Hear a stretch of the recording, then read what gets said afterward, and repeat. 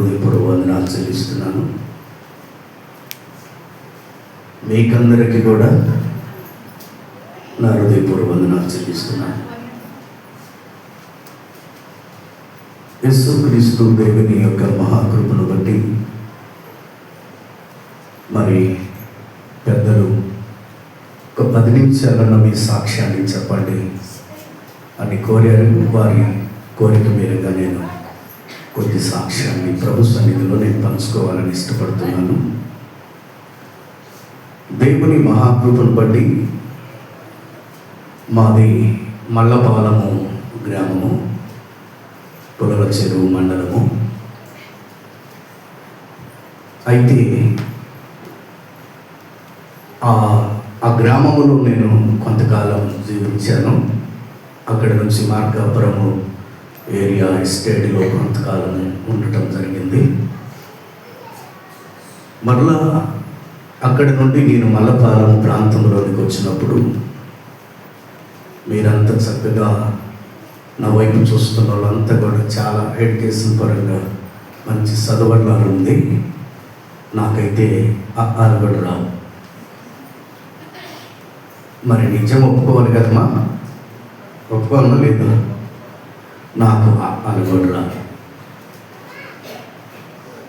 నేను ఒక వ్యవసాయాన్ని చేసుకునే రైతులు కుటుంబంలో వ్యవసాయం చేసుకుంటూ బ్రతికి జీవించాను. నాకు మా నాన్నోళ్ళు చదివివ్వలేదు. ఆ చిన్ననాటప్పుడు ఒకళ్ళు పంపించారేమో కానీ నాకైతే జ్ఞాపకాలు లేదు. ఒక వ్యవసాయం చేసుకునే వ్యక్తిని ఎలీసాలాగా. అయితే దేవుని మహాకృపను బట్టి అలాగా నేను జీవిస్తున్న కాలం నందు చిన్నప్పుడే తల్లిని పోగొట్టుకున్నాను.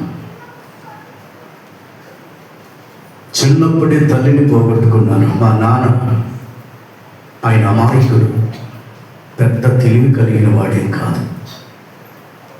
మమ్మ చనిపోయిన తర్వాత మా నాయన కూడా మమ్మల్ని వదిలేసి మాసెర్లో వెళ్ళిపోయి అక్కడ ఒంటెద్దు బండ్లు తోలుకుంటూ అక్కడ తన జీవనాధారాన్ని కొనసాగించుకుంటున్నాడు. మేమైతే చిన్న పిల్లలుగా ఉన్నాము. కడుపులో ఆకలి కలిగినప్పుడు మాకు తల్లి లేదు. తండ్రి వదిలిపెట్టి వెళ్ళిపోయాడు. నేనే పెద్దవాడను, ముగ్గురము మేము అన్నదమ్ములము. తల్లి లేదు. తండ్రి విడిచిపెట్టి వెళ్ళిపోవటం జరిగింది.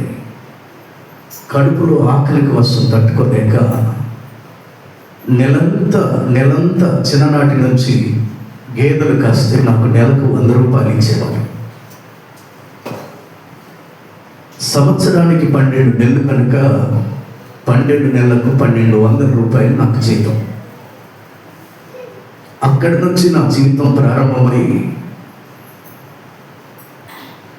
అలాగనే అంచెలంచెలుగా అక్కడనే వారిలో జీతాలు కొంటూ ఎంతో వ్యవసాయం చేస్తున్న నా జీవితాలలో వచ్చినప్పుడు, పెళ్లి వయసుకు వచ్చినప్పుడు నా జీవితంలో ఎవరు నా వల్ల వారు ఉన్నారు కానీ నన్ను దగ్గరికి తీసుకొని నాకు ఉండటానికి వీళ్ళు లేదు.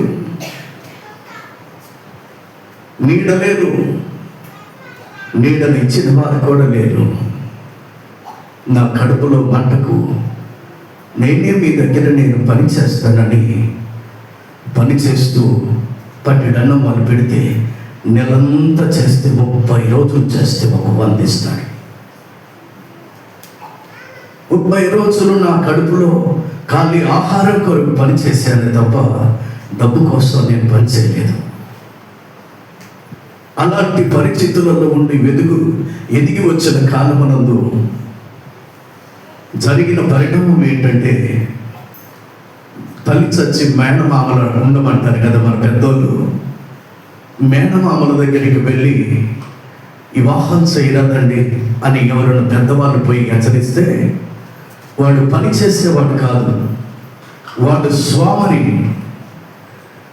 వాడికి ఎవరినైనా ఒక ఇంటి అమ్మాయిని చూసి చేస్తే ఆమెను నేను సాకాల్సి వస్తుంది. మేము చేయము, ఎవరి గొంతు మేము కోయము. అదిందయ్యా, మంచిగా జీతానికి ఉంటున్నాడు, పనిచేస్తున్నాడు అంటే నెలకు 100 రూపాయలు ఇస్తే భార్యను ఎలా? పెద్దవారైన తర్వాత ఇప్పుడైనా ఆయనకి ఇచ్చేది అంత ఇస్తున్నారు, సంవత్సరం అంతట్లో కూడా. వాటితో పోసినా జరగదు కదా. పెళ్ళిడు వయసుకు వచ్చిన 2 తమ్ములు నా వెనుక ఉన్నారు. వారికి ఆహారం వండి పెట్టుకునేది నేనే, వారి వస్త్రములను ఉతికేది నేనే, అంట్లు తోముకునేది నేనే. నేను మరలా వారిలో ఎట్టి పనికి పోయేది కూడా నేనే. పెద్దవాడిని కనుక తండ్రి మాస్టర్లో వెళ్ళిపోయాడు, తల్లి చనిపోయింది. నా జీవితంలో ఇలాగ ముందు కొనసాగించుకుంటూ పోతూ ఉంటే మా అమ్మగారికి మా పెద్దమ్మ భర్త తీసుకుని వెళ్ళి, నా కుమారుడికి చేసిన చోట మరి ఒక బిడ్డ ఉంది, వారు ఇస్తానంటే నీకు నేను వివాహంగా నీకు చేయిస్తాను నీకు అని చెప్పి తీసుకొని వెళ్ళి ఆయన మాట్లాడి మణిపాలము, కొనకలమిట్ట మండలం దగ్గర మణిపాలము అనే గ్రామంలో మాట్లాడి నాకు వివాహం చేసి నన్ను జతపరిచాడు మా పెదనాన్న. ఆ కన్నీళ్ళలో, కష్టములలో నుండి వస్తూ చిన్న పిల్లలుగా ఉండి కడుపులో ఖాళీ ఆ బయటికి వెళ్ళి ఆ బరిగొడ్లు తీసుకొని వెళ్ళి నేను ఆ పశువులు తీసుకొని వెళ్ళి కాసుకొని వచ్చేటప్పుడు పట్టపగులే చీకటిలు గబకొచ్చి ఉరుములు, మెరుపులు, భయంకరమైన గాలులు, వీధులతోని వస్తున్న పరిస్థితులను చెట్లు పట్టుకొని అలమటించి ఏడ్చిన రోజులు ఉన్నాయి. ఎవరు నన్ను దగ్గరికి తీసిన వాళ్ళే లేరు. నా తమ్ముడు చూసినప్పుడు చిన్నవారు చెట్లు పట్టుకొని ఆడవటం జరిగింది. అప్పుడు అనుకునేవాడిని, ఎందుకు నాకు బ్రతికించావా? అనాథనగా చేసేవా? అందరూ అనాథన, నన్ను ఎవరు చేరతీర్చేవారు లేరే. నా తల్లింటే నన్ను విడిచిపెట్టేది కాదు కదా, ఎందుకు నాకు ఈ బ్రతుకునిచ్చినావని ఏడుస్తున్నప్పుడు మా పెదనాన్న నాకు జతపరిచాడు. ఆ జతపరిచిన తరువాత దేవుని సన్నిధిలో మా అమ్మ యేసుక్రీస్తు ప్రభువారిని తెలుసుకున్నదామే. దేవుని మహాకృపను బట్టి ఒక అన్యుల కుటుంబంలో నుంచి నేను వచ్చాను కాబట్టి మా అమ్మ ప్రభువుని ఆనాడే తెలుసుకొని నా పేరు యేసు రత్నం అని పేరు పెట్టింది. దేవుని స్తోత్రం చెప్పండి గట్టిగా. ఏ రత్నము? యేసు రత్నము నా పేరు. మధ్యన మార్చుకున్నది కాదు, బాప్తీసం తీసుకున్న తర్వాత మార్చుకున్నది కాదు. నా తల్లి నాకు ఇచ్చిన గొప్ప వరం ఏంటంటే ఈ భూమిపైకి అది నన్ను పంపించటము, ఆ పేరు నాకు నామకరణ చేయటము. దేవునికి స్తోత్రములు కలుగును గాక. హల్లెలూయా. అలాగ వెళుతూ ప్రభు సన్నిధిలో నడుస్తున్నప్పుడు ప్రభువులో నేను జీవిస్తూ రక్షణ తీసుకొని దేవుల్లో నడుస్తున్న జీవితాలలో ప్రభు నన్ను దర్శించన్నాడు. నువ్వు నా పని చేయన్నాడు. దేవుని స్తోత్రపట్టు బట్టి ప్రభుని మైపరచండి. ఆయన అన్నాడు, నా పని చేయి నువ్వు. నేనేంటి నాయన, నేను నీ పని చేసేది ఏంటయ్యా? నేను ఎవరిని నీ పని చేయటానికి? నాకేమో చదువు లేదు, నిన్ను ప్రకటించే అంత జ్ఞానము నాకు లేదు. నీవు నా పని చేయమంటావేంటి? నేను ఎవరిని నీ పని చేయటానికి నా వల్ల కాదు నాయన, నేను చేయలేనన్నప్పుడు నేనున్నాను నీకు తోడుగా అంటున్నాడు. చెప్పగట్టిగా చెప్పట్లు ప్రభు. దేవుడు అలాగా మాట్లాడినప్పుడు, ప్రభువా నీవు నాతో మాట్లాడితే నీ బిడ్డలను ఎన్నిక లేని నా జీవితాన్ని వెనుకున్నావే, నిషేధించబడిన నా జీవితాన్ని వెనుకొని నన్ను వేరుపరచుకోవాలని ఆలోచన కలిగి ఉన్నావే, ఈ దుష్టుని, దుర్మార్గుని ప్రేమించి హృదయంలోనికి రావాలని కోరుకుంటున్నావే, నేను నాలో నీకు ఏమన్నా నచ్చింది నాయన అని వేడుచుకుంటా ఉంటే నేను నీకు తోడుగా ఉన్నాను రా. నువ్వు అక్కడివి కాదు, అందరూ ఉన్నారు నీకు తోడు అని మొదటిగా ఒక్కరి నుంచి ప్రారంభించిన సేవ 50 మందిలోనికి ప్రభు నడిపించాడు. చెప్పు గట్టిగా సపోర్ట్ కొట్టి ప్రభు నాయకత్వం. హల్లెలూయా. నా జీవితాన్ని మొదటి నుండి నేను అన్ని చిన్నగా చెప్పుకుంటూ పోవాలని నాకు ఇచ్చింది వాక్య సమయం. కాదండి, నా సాక్ష్యం కంటే నా తండ్రి మాట నాకు చాలా ప్రాముఖ్యము. దేవునికి స్తోత్రాలు కలుగునుగా. కాబట్టి ప్రేమైన దేవుని బిడ్డలారా, దేవుడు అలా తీసుకొని వెళ్ళి వేలాది మందిని ఈ రోజు కూడా నడిపిస్తూ ఆయన కృపలో నన్ను వాడుకుంటున్నాడు. ఈ వెనుక లేని వాడును. దేవుని స్తోత్రం చెప్పండి గట్టిగా. నిషేధించబడిన వాడును, నేలన పడి ఉన్న నా బ్రతుకును ఆయన లేపి ఎక్కడ కూర్చోబెట్టాడు? సింహాసనము మీద ఆయన నన్ను కూర్చుండబెట్టాడు. నా బ్రతుకును అందరికి మా తల్లిదండ్రులు మమ్మ తోడబుట్టిన వారు 5గురు అయితే మమ్మే చిన్నప్పుడు చనిపోయింది 4 ఉన్నారు. అందరి లేని నా జీవితానికి అందరి వాడైన ప్రభు నాకు పక్కన నిలబడ్డాడు. దేవునికి మహిమ చెప్పండి గట్టిగా. అందరి లేని నా బ్రతుకు ఆయన నాకు తోడై ఉన్నాడు. ఆ తోడై ఉన్న దేవాది దేవుడు ఈ రోజుకు ఆ రోజుకు నడిపిస్తూనే ఉన్నాడు. ఆయన నమ్మదగిన వాడు.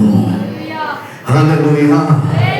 నా బ్రతుకును వాడుకుంటున్న దేవాది దేవుని విషయంలో బాల్యము నుంచి నా బ్రతుకు దినాలు సున్నితంగా చెప్పాలంటే సాక్ష్యమే సరిపోతుంది కనుక సాక్ష్యాన్ని ముగించి వాక్యంలోనికి వెళదాం.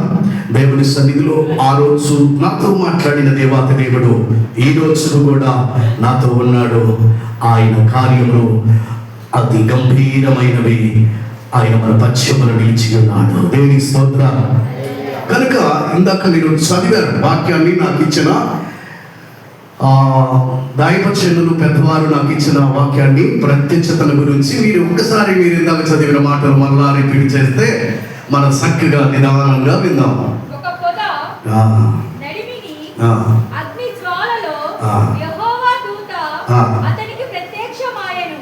అతడు చూచినప్పుడు అగ్ని వలన ఆ పొద మండుచుండెను, కానీ పొద కాలిపోలేదు. అప్పుడు మోసే ఆ పొద ఎలా కాలిపోలేదో నేను ఆ తట్టు వెళ్ళి ఈ గొప్ప వింత చూచెదననుకొనెను. దానిని చూచుటకు అమ్మా ఒకరు వాగుతావా? ఆ పొద నడుముకి కాలిపోతుంది. నడిమికి కాలిపోతున్న పొదను మోసే 40 సంవత్సరములు ఐగుప్తులో ఉన్నాడు. ఫరో కుమార్తెకు కుమారుడుగా అనిపించుకొని ఎదిగాడు. 40 సంవత్సరాలు ఐగుప్తులో ఉన్నాడు. ఐగుప్తులో నుండి ఇంకా ఆ చరిత్ర అంతా మనకొద్దు, మీకు కూడా ఐగర్చి బోధించుంటాడు. అంటే ఈ ప్రత్యక్షత ఎలా కలిగింది మరి మోసేకు అనే విషయాన్ని మనం తేటతెల్లగా చూస్తున్నాం. అయితే దేవుని మహాకృపను బట్టి తన మామైన ఇత్రో ఇంట్లో గొర్రెల కాపరిగా 40 సంవత్సరాలు మళ్ళీ గొర్రెల కాపరిగా కాయడానికి వచ్చాడు. ఆ మాటను మనం ఎక్కడ చూస్తామో మొదటిలో చూడండి, 3వ అధ్యాయం నిర్గమకాండంలో చూడండి ఒకసారి, మీరే చదవండి. మోసే మిద్యాను యాజకుడైన ఇత్రో అను తన మామ మందను మేపుచూ ఉండెను. ఆ మందను అరణ్యములో అవతలకు తోడుకొని పోయి దేవుని పర్వతమైన హోరేబునకు వచ్చెను. ఆ హోరేబు పర్వతం మీద తరుసుగా ప్రభు వారు ప్రత్యక్షమవుతున్నాడు. అక్కడ మోసే ఆ స్థలానికి రాకముందు కూడా ప్రత్యక్షమవుతున్నాడు. ఎప్పుడు గొర్రెలు కాస్తున్నా హోరేబు పర్వతం వైపున చూస్తున్నాడు మోసే. ఒక వెలుగు కనపడుతుంది, ఒక వెలుగు కనపడుతుంది. ఆ వెలుగును చూడాలన్న ఆశ మోసేలో ఆశ కలిగింది. దేవునికి స్తోత్రం కలుగును గాక. ఆశ కలిగిందండి. ఆశ కలిగి ఏం చేయాలనుకున్నాడు? ఆ పర్వతాన్ని ఆయన చూడాలని, యేసయ్యని చూడాలన్న ఆశతోనే పర్వతాన్ని ఎక్కుతా ఉన్నాడు. గొర్రెలను విడిచిపెట్టాడు, పర్వతాన్ని ఎక్కుతున్నాడు. పర్వతాన్ని ఎక్కిన తర్వాత ప్రభువారు ఒక మాట అంటున్నాడు. చూడండి 2వ వచనంలో నుంచి, పోదమనడివిని యెహోవా దూత అతనికి అతనికి ప్రత్యక్షమాయెను. ప్రత్యక్షమాయెను. అతడు చూచినప్పుడు ఆ అగ్ని వలన ఆ. ఆ పొద మండుచుండెను గాని చూడండి, పొద కాలి ఆ హోరేబు పర్వతం మీదకి ఎక్కినప్పుడు ఆ నడిమికి కాలుతున్న పొదను చూస్తున్నాడు, దగ్గరికి వెళుతున్నాడు, వెలుగును చూస్తున్నాడు, దగ్గరికి వెళుతున్నాడు. పొద చూస్తేనేమో పచ్చగా ఉంది, అగ్ని చూస్తేనేమో జ్వాలలు. ఆ జ్వాలలైన అగ్నిలో నుండి ఒకటి స్వరం వినపడుతుంది. ఏమని? మోసే మోసే. అతనితో అతనిని పిలిచెను. అందుకతడు చిత్తము ప్రభువా అనిను. అందుకు ఆయన దగ్గరికి నీవు రావద్దు, నీ పాదముల నుండి నీ చెప్పులను ఇడువుము, నీవు నిలిచి ఉన్న ఈ స్థలము ఆ పరిశుద్ధ ప్రదేశమని మోషతో ఆ దేవుని దూత ఆ పొదలో నుండి ప్రత్యక్షముగా మాట్లాడుతూ ఉండెను. దేని స్థపడు బట్టి ప్రభుని భయపరచండి. హల్లెలూయా. కనులారా చూశాడు ఆ ప్రత్యక్షతను మోసే. ఎలా చూశాడు? కనులారా చూశాడు.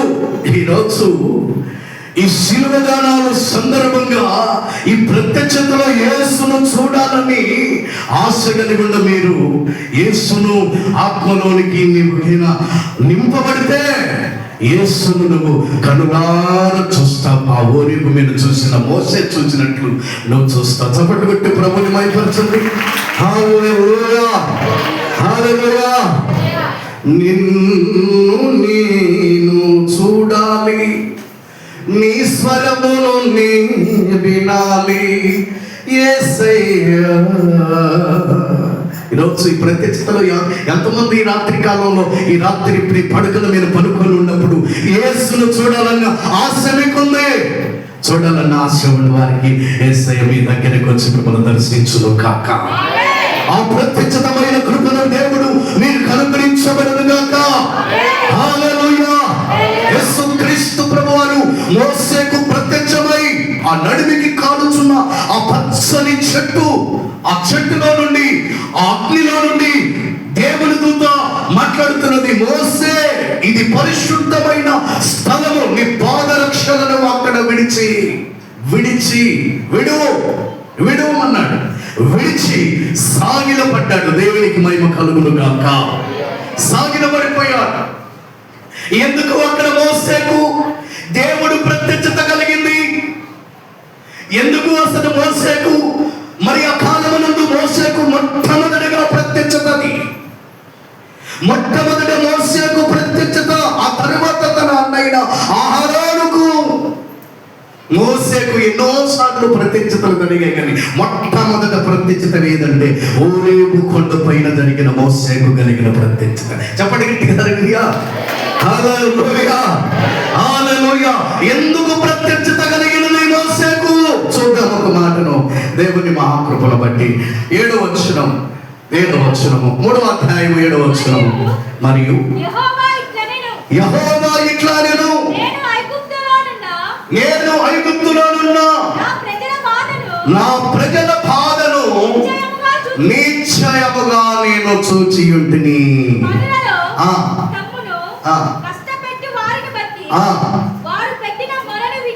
వారు పెట్టిన మొరను, ఐగుప్తు వారు పెట్టిన మొరను నేను ఇంటిని చూచి తిని.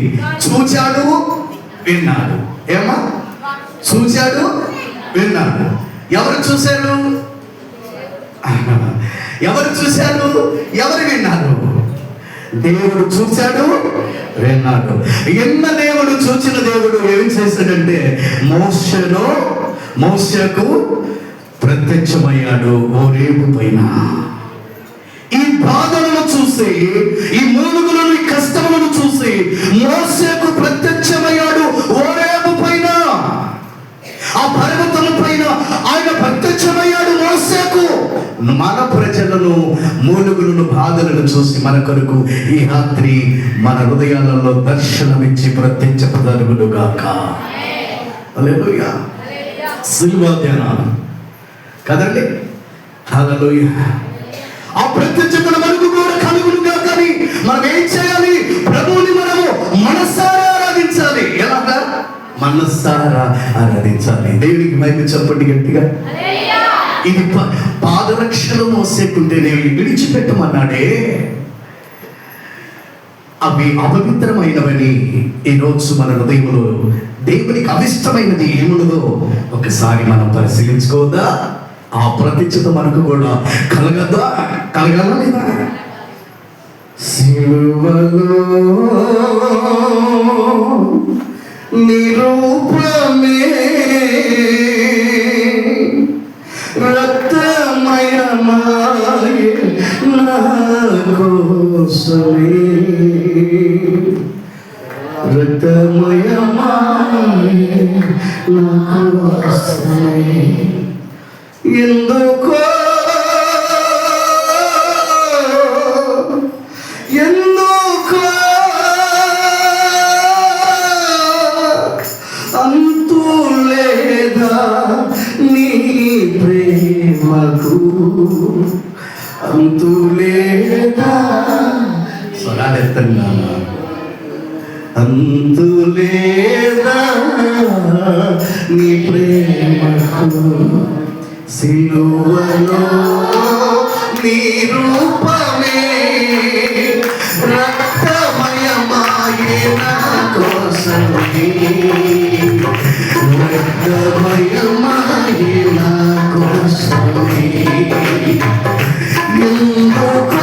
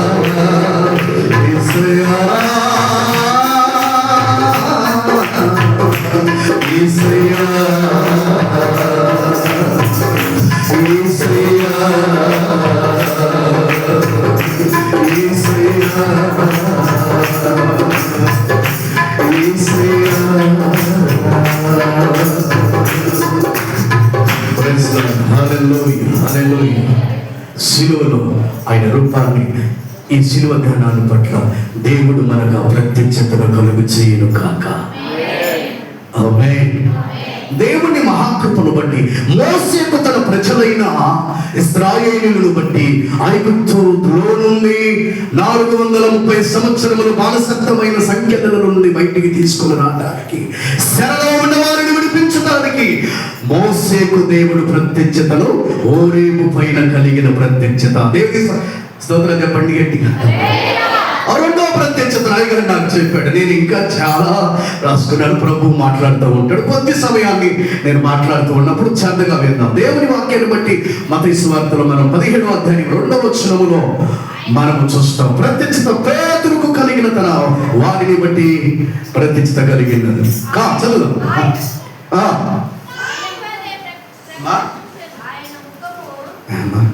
ఆయన ముఖము సూర్యుని వలె ప్రకాశించును, ఆయన వస్త్రములు వెలుగు వలె తెల్లవాయును. వెలుగు వలె తెల్లవాయును. ఆయన ముఖము ఎలా ఉన్నట? సూర్యుని వలె ప్రకాశిస్తుందట. ఎలా ప్రకాశిస్తుంది? సూర్యుని వలె, సూర్యుడి వలె ప్రకాశిస్తుంది. ఎవరు ఆ ఒక్క ప్రత్యక్షతను చూస్తున్నారు? పేతురును, యాకోబును.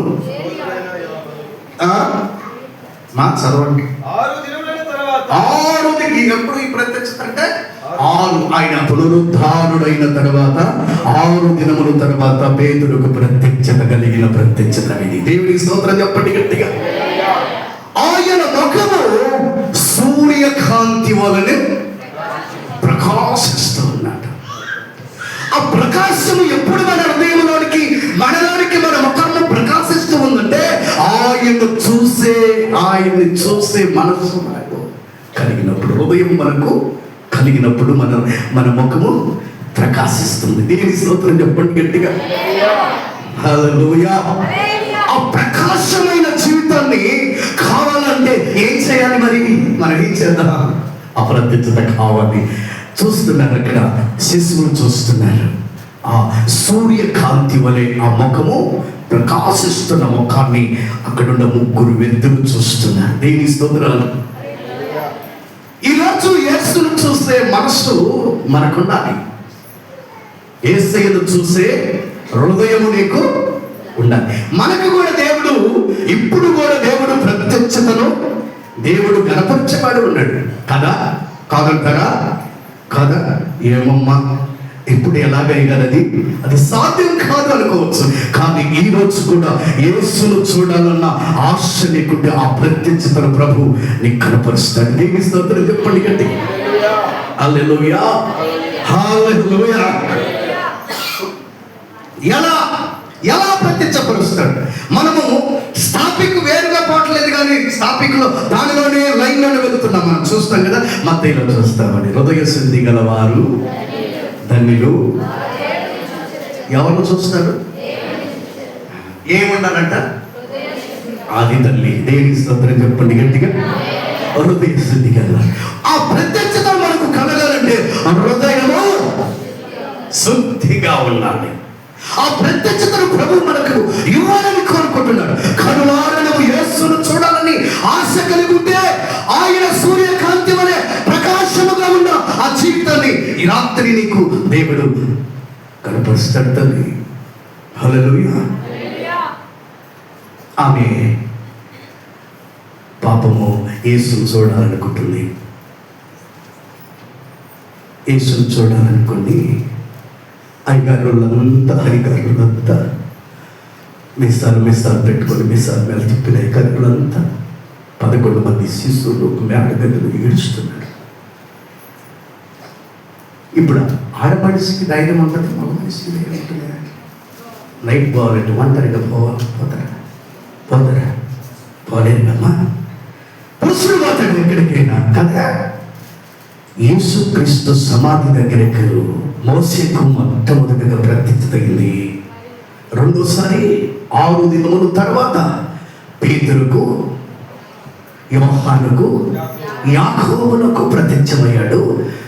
అది యేసుక్రీస్తు ప్రభువారు. ఆ ప్రత్యక్షతను పాత నిబంధన కాలమునందు మోసేకు ప్రత్యక్షమయ్యాడు.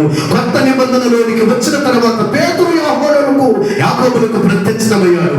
దేవుడి సన్నిధిలో పునరుద్ధానము కలిగిన తర్వాత మరియకు 7 దయ్యాలు ఇడిపింపబడిన మరియకు ప్రత్యక్షత కలిగింది. ఆమె ఎప్పుడు వచ్చింది? యేసు సమాధి ఎందుకు? మత్తయి సువార్త 28:2 అమ్మా చదువు. విశ్రాంతి దినము గడిచిపోయిన తరువాత ఆదివారమున తెల్లవారుచుండగా మగ్దలేనే మరియయు వేరొక మరియయు సమాధిని చూడవచ్చిరి. ఇదిగో ప్రభువు దూత పరలోకం నుండి దిగివచ్చి రాయి పొర్లించి మీద కూర్చుండెను. అప్పుడు ఆ భూకంపము కలిగెను. ఆ దూత స్వరూపము మెరుపు వలె ఉండెను. అతని వస్త్రము హిమమంత తెల్లగా ఉండెను. అతనికి భయపడటం వలన కావలి వారు వణికి. ఆమె ఎప్పుడు వచ్చింది? ఈ మెరుపులు ఉరుములేంటి అసలు? ఈ మెరుపులు ఉరుముల మధ్య దేవుని దూత మెరుగుచున్నదంట. ఆకాశమునందు భూమికి కిందికి పైకి మెరుపులు మెరుస్తున్నదంట. ఆ దేవుని దూతను చూస్తున్నప్పుడు ఒక స్త్రీ మెరుపును చూసి తట్టుకోగలిగిందండి. రాత్రి రాగలిగిందా? ఆమెకు తోడు మరొకరు ఉన్నారని బైబిల్ చెబుతుంది. ఒంటరిగా కాదు కానీ మరి ఉన్నారని చెబుతుంది బైబిల్ చెబుతుంది. ఆయనను స్త్రీలు నైట్ ఒంటరిగా రారు. చాలా రాత్రి ఉండగానే అంటే తెల్లవారుజాము కావచ్చు, చాలా చీకటి ఉండగానే యేసుక్రీస్తు సమాధి యొద్దకు వస్తున్న మరియకు దేవుడు ప్రత్యక్షత జరిగినది. యేసును చూసినది మరియా. అయ్యా ఆ తోటమాలు అనుకుని ఆమె అంటుంది, అయ్యా నా ప్రభుని మోసుకొని పోవడం నువ్వేమన్నా చూసావా? నువ్వు చూసావా అని ఎవరిని అడుగుతుంది? ఆయన అడుగుతుంది. ఆయన అడుగుతుంటే తోటమాలు అనకూడదు పాపం బిడ్డ. ఎంత ఆశ యేసయ్యను చూడాలని. కానీ అమ్మ తల్లులారా, ఇష్టాలను కూర్చున్న మనందరికి కూడా యేసయ్యను చూడాలని ఆశ ఉండాలి. యేసును చూడాలని ఆశ కలిగి ఉన్న ఆమెకు దేవుడు ప్రత్యక్షతచ్చు.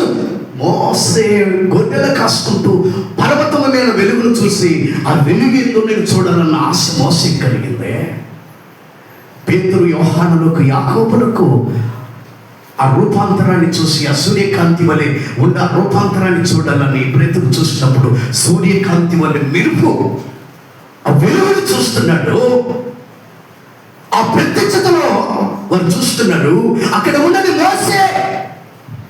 దేవుని మహాకృపను బట్టి చూసినప్పుడు ఏలియా, మోసే, యేసుక్రీస్తు ప్రభువారు ముగ్గురు ప్రత్యక్షతను చూశాడు. పేతురు ఇక్కడ మరియ ఒక 15 రాళ్ళు 7 దయ్యాలు యేసుక్రీస్తు ప్రభుతో కూడా ఉండి విడిపించుకున్న ఆమె యేసును చూడాలి, సమాధిలో ఉన్న యేసును, నా తండ్రిని సమాధిలో ఉంచారు.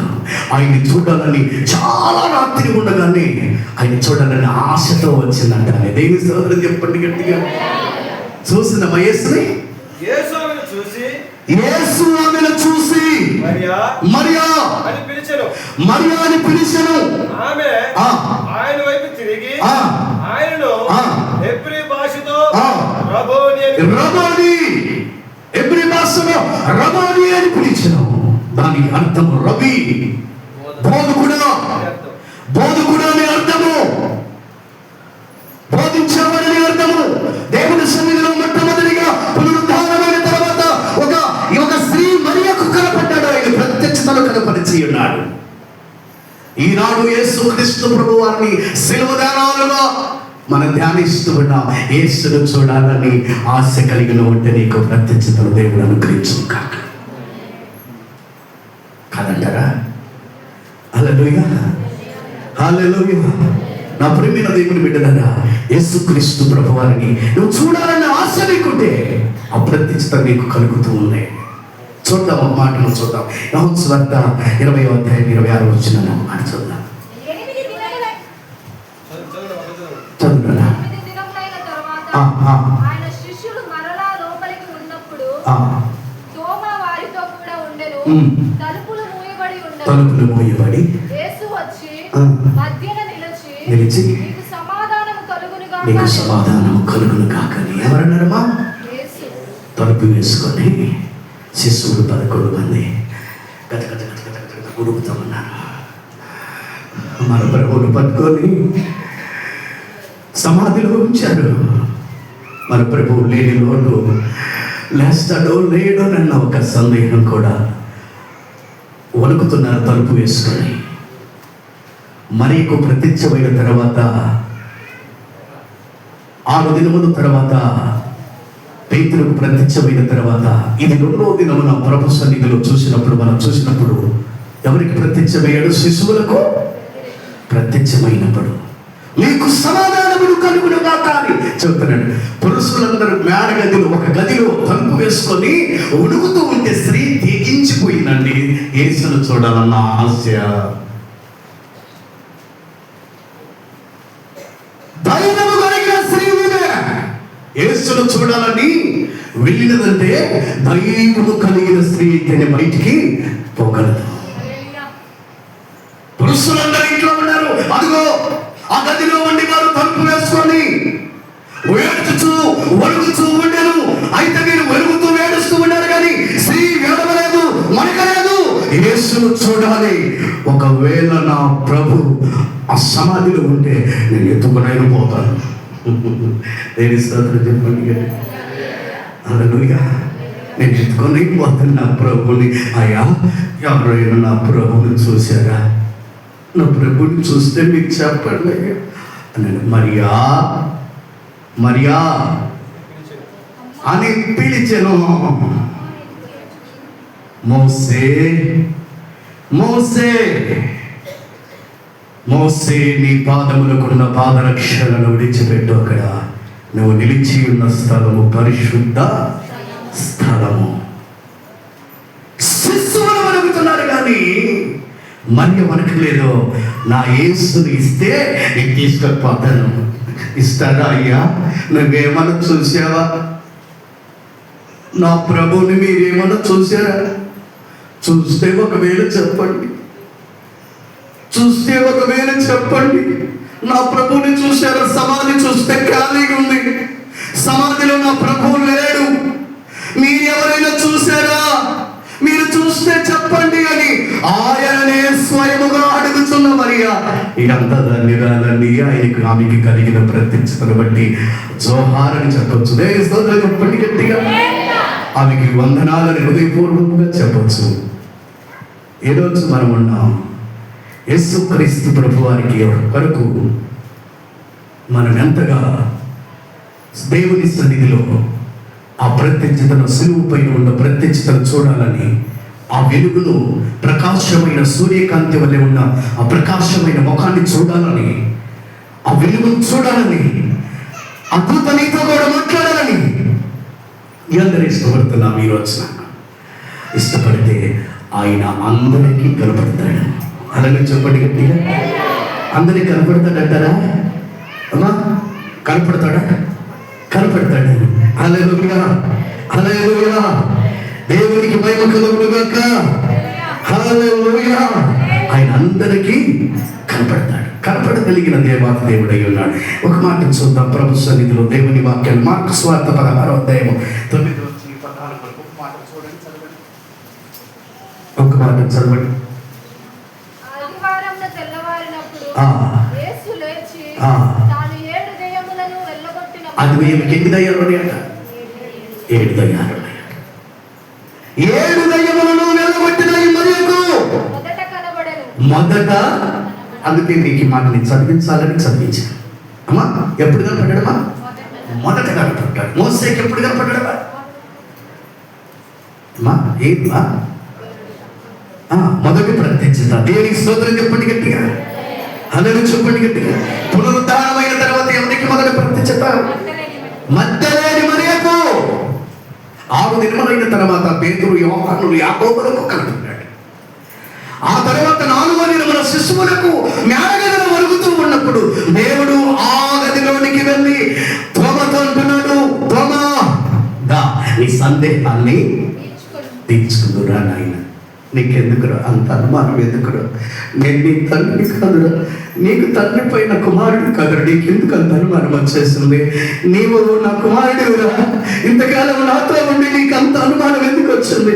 దానైనా ఈ ఏళ్లలో ఈ చేతిలో నీ వేలు పెట్టు నాయన,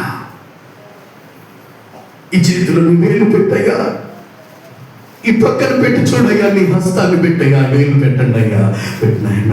తండ్రి తండ్రి తండ్రి నన్ను క్షమించు, నన్ను క్షమించు, నన్ను క్షమించు అని పశ్చాత్తాపడుతున్నాడు తోమా. ఈరోజు దేవుని సన్నిధిలోనికి వచ్చిన నీలో కూడా ఇంకా యేసుక్రీస్తు వారు మన మధ్యన ఉన్నాడు అంటే ఏమో అనుమానము తోమా లాంటి వారు లేకుండా పోలే మహాతల్లులు. దేవునికి స్తోత్రాలు కలుగును కాక. ఏమో గాయములను వేలు పెట్టి చూసిన తర్వాత పెట్టమని దేవుడు అడుగుతున్నాడు, మీ హృదయములను కలవరపడనివ్వవద్దు. ఎందుకంటే మీ హృదయములను కలవరపడనివ్వవద్దు. నేను ధైర్యమును బోధమును నేను కాను, నేనే మీకు సమాధానము కలుగును కాక. భయపడగాకండి, నీకు సమాధానము కలుగును గాక. నాయనా వేలు పెట్టినా, నాయన వేలు పెట్టినా. ఎంత గొప్ప తండ్రి, ఎంత ప్రేమ కలిగిన వాడు నా యేసయ్య. నువ్వు నా మీద నమ్మకపోయినా ఆయన నిన్ను ప్రేమిస్తూనే ఉన్నాడు. ప్రత్యక్షతలానికి వారికి కనపరచబడ్డాడు. దేనికి స్తోత్రాలు కలుగును గాక. వారికి ప్రత్యక్షమైన ప్రత్యక్షతలోనికి వారు ముఖక్రాంతిని వారు చూస్తున్నారు, ప్రత్యక్షంగా చూస్తున్నారు. ఆ ప్రత్యక్షతను ఈరోజు మనం కూడా చూడాలి. తోమాలాగా కాదు. ఆయన అంటాడు, చూచి నమ్మిన వారి కంటే చూడక నమ్మిన వారు ధన్యులు అని చెప్పాడు. యేసుక్రీస్తు ప్రభువారు మన మధ్యన ఉన్నాడు. నిన్న నేడు నిరంతరము మనతో కూడా ఆయన ఉన్నాడు. కానీ శిలువలో కూర్చున్న ప్రత్యక్షతను గురించి ఈరోజు మనము ఎవరెవరికి ప్రత్యక్షత కలిగిన దాని గురించి మనం మొట్టమొదటిగా మోషేకు హోరేబు పైన కలిగిన ప్రత్యక్షత, రూపాంతరము కొండపైన కలిగిన పేతురు, యోహానులకు, యాకోబులకు కలిగిన ప్రత్యక్షత 6వ దినమున మొట్టమొదటిగా ఆయన చనిపోయి తిరిగి లేచిన తర్వాత కూడా ఆయన 7 దయ్యములను విడిపించుకున్న మధ్యలేని మరియకు కనపడిన ప్రత్యక్షత. మీకు ఒక మాట చూద్దాం. ప్రకటన గ్రంథంలో ఒక మాట చదువుకుందాం. చూడండి, ఒక మాట చదవండి. యోహాను ప్రకటన గ్రంథము 1వ అధ్యాయము 1వ వచనాన్ని ఒక మాట చదువుతాం. తన దాసులకు గణపరచుటకును దేవుడు ఆయనకు అనుగ్రహించిన ప్రత్యక్షత. చదువు. ఆయన తన దూత ద్వారా వర్తమానము పంపి తన ఎవరికి ఈ ప్రత్యక్షత కలిగింది? యోహానుకు కలిగింది ప్రత్యక్షత. ఆ ప్రత్యక్షతలోనికి మనం రావాలి అంటే ఈ హృదయము దేవునికి ఒక ఆలయముగా మార్చబడాలి. ఆలయముగా మార్చబడాలి.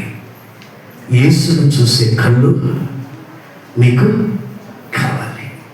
అలాగనే వాళ్ళు చూస్తుంది. ముఖాముఖిగా ఆయన చూడాలంటే చూడలేరని ఆయన మానవ శరీరదారుడుగా రక్త మాంసములలో పాలివారిగా ఈ లోకానికి ఆయన అనుదించాడు. మానవుల మధ్య ఆయన నివసించాలని, మనందరికీ ఆయన ప్రత్యక్షతను చూపించాలని, సామాన్యుల మధ్యన ఆయన నివసించడానికి మన మధ్యకు వచ్చిన దేవాది దేవుడైన దేవుని స్తోత్రం చెప్పండి. ఆ శివనాథుని చూస్తున్నప్పుడు నీ హృదయం అంతా ఆయనకి అంకితం చేయాలి. నీ హృదయంలో ఆయనకి మాత్రమే స్థానం అన్నారు.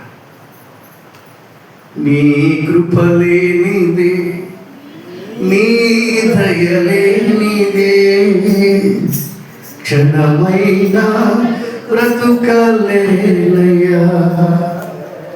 పాట అర్థమవుతున్నాము. నీ కృపలేనిదే, నీ దయలేనిదే, క్షణమైనా బ్రతుకలేనయ్యా. నేనేమయ్యున్నానో నాకేముందను, కేవలం నీ కృపే. నేనేమయ్యున్నానో నాకేముందను, కేవలం నీ కృపే. యేసయ్యా, యేసయ్యా, నీ కృప సాలయ్యా. యేసయ్యా, అందరూ స్పందించి పాడుతున్నారు.